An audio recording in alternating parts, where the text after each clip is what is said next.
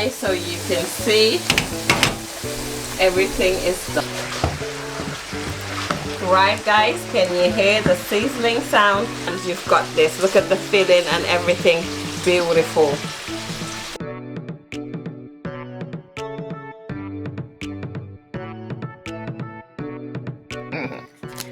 Assalamu alaikum, welcome back to my channel guys. Our recipe today is how I make my cheesy steak sandwich filling, which is Philly inspired, and my homemade cheese sauce, and of course adding a Gambian vibe as usual to it. Mbokk yi ma isi leen steak au fromage. Tey nag ñu war a dugal nag si yeneen xeeti steak ngeen xam ne ñu oyee ko beefsteak. Su ko defee nag ma isil leen yeneen xeeti baax yi nga xam ne am na solo si weeri koor gi. Waaw defar nag sum sauce fromage. Su ko defee nag ànd ak ko barrifemme. That's our steak right there, and I'll be chopping it into these tiny slices. Gis ngeen ñu daal di ko dog yu em nii rek dogi awma jot. Gis ngeen dogi daal sa fourchette bi moom nga jël pour mu gën a mun a sew. So this fork is to ensure you have a very thin slice of steak, and I'm just gonna make sure I cut it all into these lovely pieces. Look at the beauty of my steak. Make sure you first tap it first, and make sure mooy rek nga jël steak bi nag daal di ko dóor ko ba nga xam ne dina gën a nooyal steak bi. Waaye yëpp des na si yow ndax lépp si technique lañ ko teg ak Barrifemme niñ ko fee defee saa su ne. So at this point I've cut it into these pieces. Just add corn flour, 1 tablespoon of corn flour and 1 tablespoon of salt. Muy suñ sel ak farine ak xorom. Waaw benn kuddu bu nekk. So we're gonna start our seasoning. First of all, I'm gonna add my oil, muy suñ eel. Add a decent amount of oil. Add my parsley.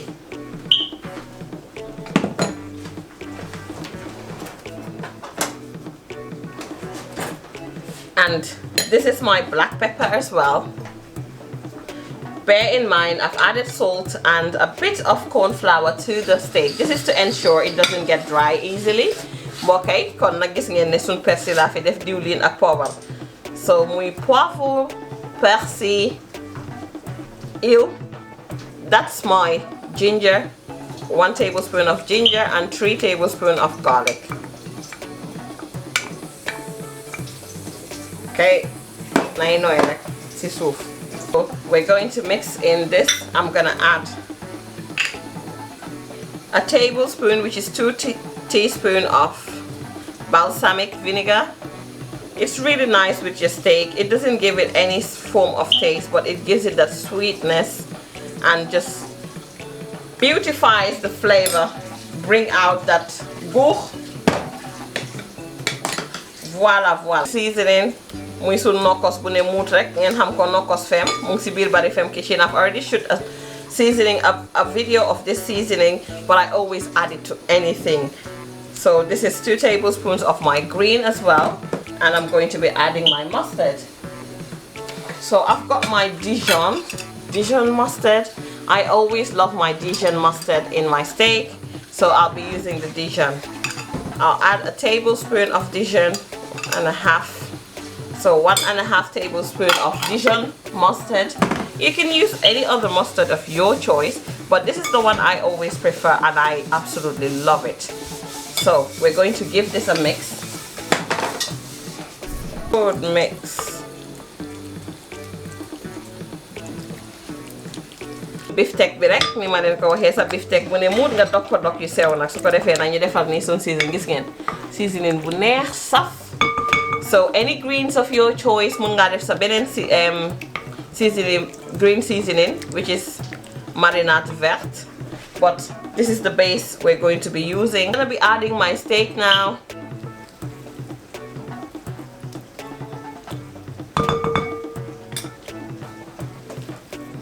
Okay, léegi suñ steak bi dañoo def moom fekk xorom nga ko rek def si tuuti farine bi nga xam ne rek du wow.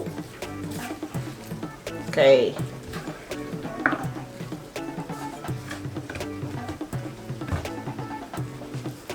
So we're gonna give it a good mix.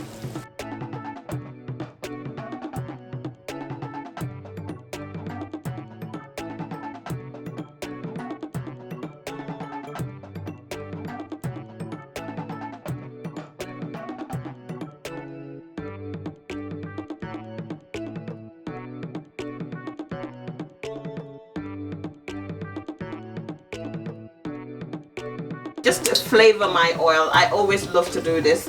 And let's put the onions in.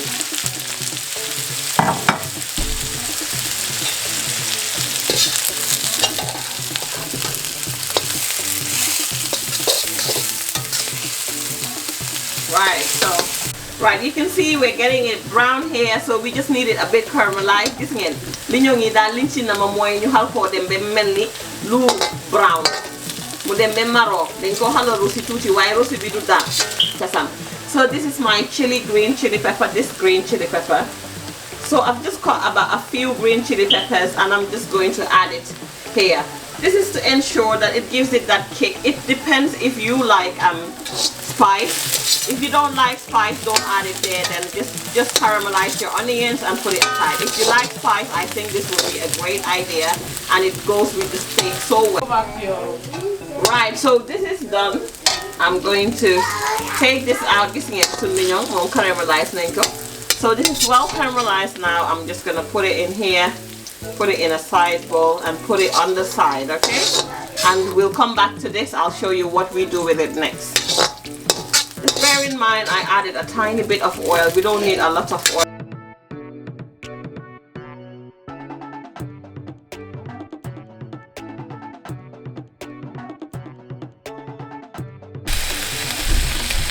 So we've added our steak, guys, and you can see we're just gonna stir fry it here and there and let it fry with the little oil we added.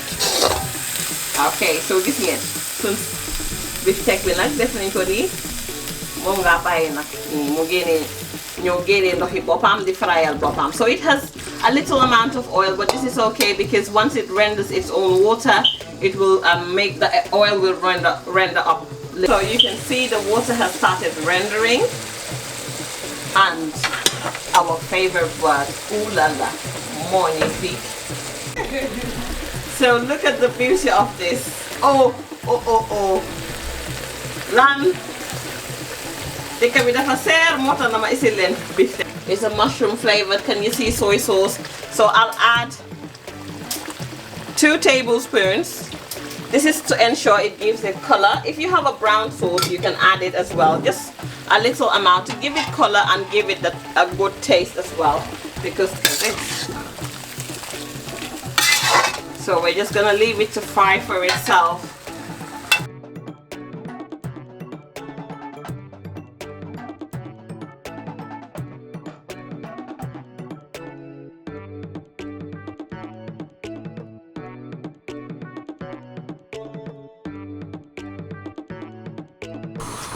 Right, so we've left this to slow cook on its own. Ooh la la, look at this. Oh my god.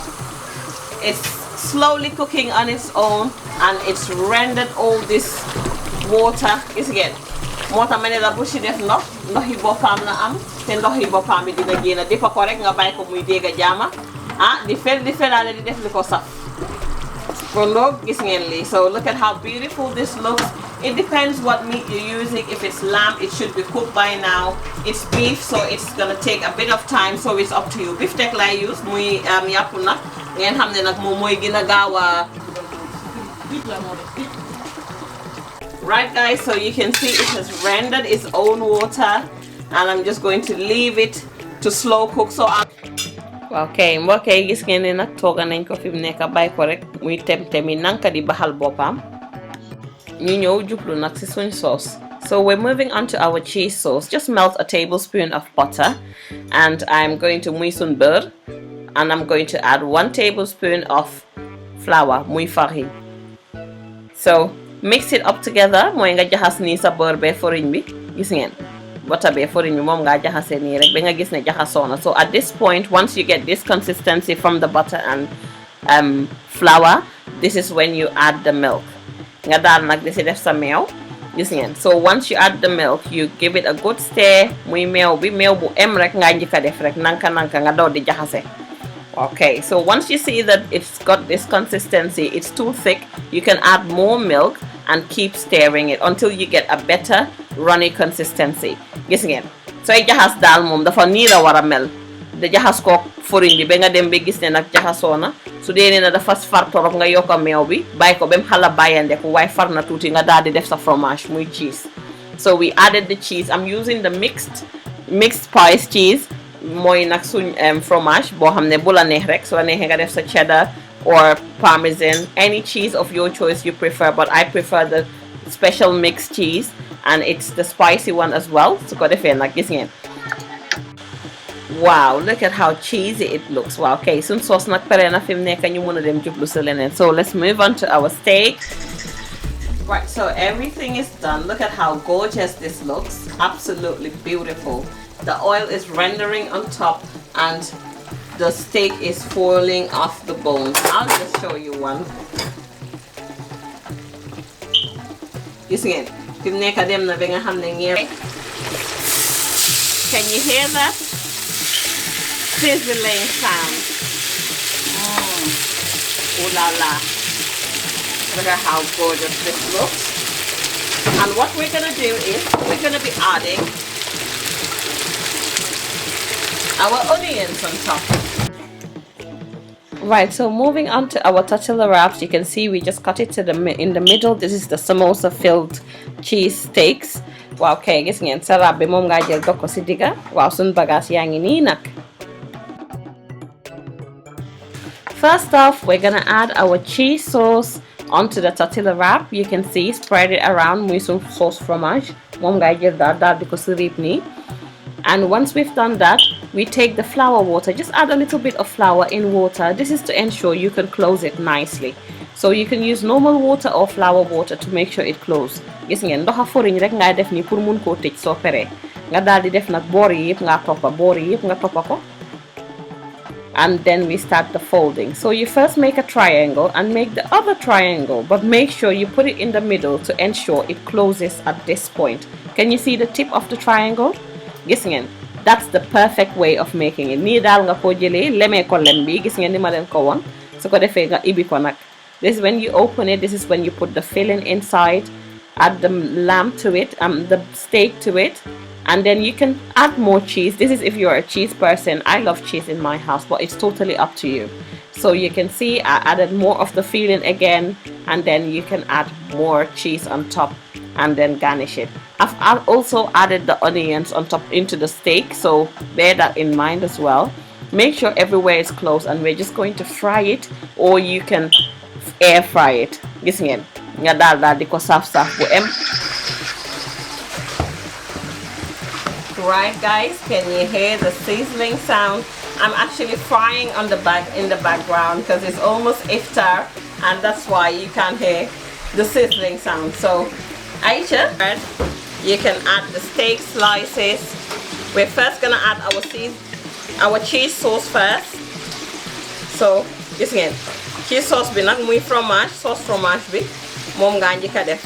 Gis ngeen nga xam ne moom soo paree nag we put the steak. Ooh la la.